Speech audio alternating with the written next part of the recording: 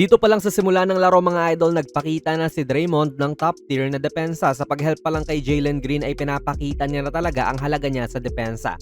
Napakaraming contact po nito, pero feel ko ay napanatili ni Draymond na vertical ang sarili niya para hindi siya matawagan ng foul. Yan din po talaga ang halaga niya para dito sa Dubs. Kaya nakaka-survive sila kahit small ball palagi kasi napakagilas ni Draymond sa depensa, defending without fouling, at isang stop din to para sa Warriors. Mahirap nga tong ginagawa niya mga idol kasi lahat dapat ay bigyan niya ng pansin. May pumapasok na naman po na Van Vliet at andyan pa rin siya para magbigay ng help. Katulad nga rin doon sa Rona.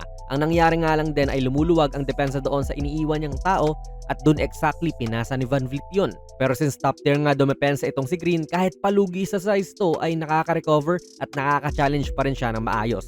Although Steven Adams naman to mga idol na hindi naman din gaanong offensive player. Sa susunod na serye tignan natin if mag-hold to kasi Randle at Nazrid na ang maaaring makasagupa niya rito. Good contest pa rin at stop na naman to para sa kanya. Interesting din to mga idol, naka 1-3-1 zone defense ang Warriors dito sa mga lodi nating varsity. Alam nyo na to probably. At sa mga hindi po alam, ito lang yan. By the name itself, may isa dito sa ibabaw, may tatlo sa gitna, at sa ilalim po ay may isa. Si Draymond yun. Madalas ginagawa to para maiwasan ang mga drives ng kalaban. Kaya nung pinasa kay Eason yan, tignan nyo, tumesting siyang mag-drive pero dalawa na ang sumulubong sa kanya. Pinasa kay Green sa weak side, dalawa din po ang sumulubong sa kanya. Okay na strategy to para makakuha rin ng stops kasi nalilito ang depensa sa kanyan. Syempre, mga sanay sa man-to-man yan eh. Though medyo kumalas na ang depensa nila nung nakuha ni Sengun sa gitna.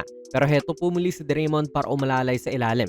Kaya na mga idol yung humusga dyan if vertical pa ba siya. Kung ako ang tatanungin mo kung may momentum pa si Draymond dyan na papuntang kaliwang side ng court eh. Pero siguro, sa paningin ng mga referee ay vertical lang siya kahit marami pa rin pong contact. At nagpasabit pa si Sengun pero no foul pa rin. Even dito sa agawan ng bola, let me know mga idol sa comments if foul ba yan.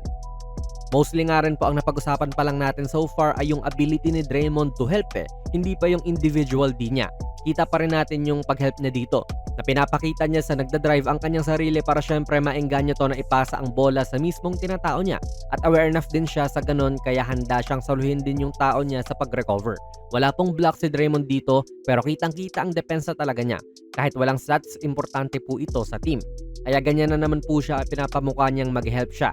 Pero tignan nyo yung gagawin niya, lilingon siya ng mabilisan kay Amen para lang makita niya kung nasan ito. At nahulog din sa patibong ni Draymond tong si Sengun kasi akala niya hindi nakikita ni Draymond na libre na si Amen.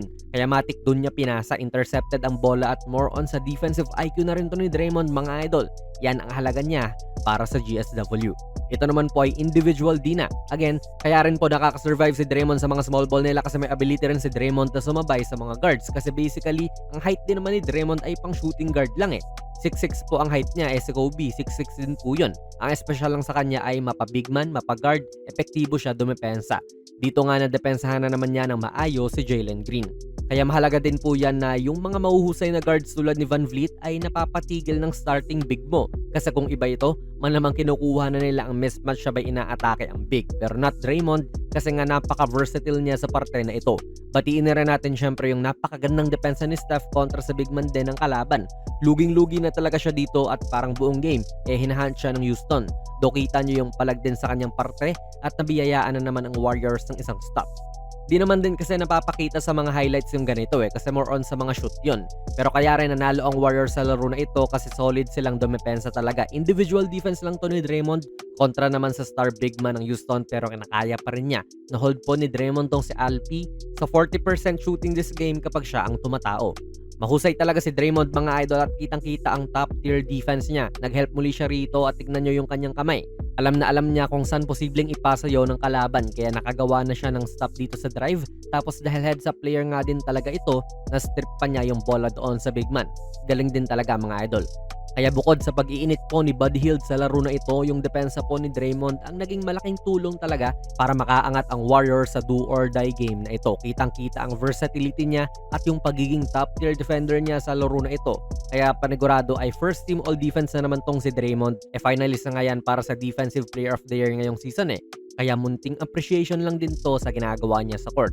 Ano po masasabi niyo mga Warrior fans? Okay ba ang pinakita ni Draymond in defense of this game? Ilagay niyo lang po ang inyong mga komento sa ating comment section. Kung nagustuhan niyo po ang ating video ay pakipindot na lang idol ng like button, mag-subscribe ka na rin sa ating channel.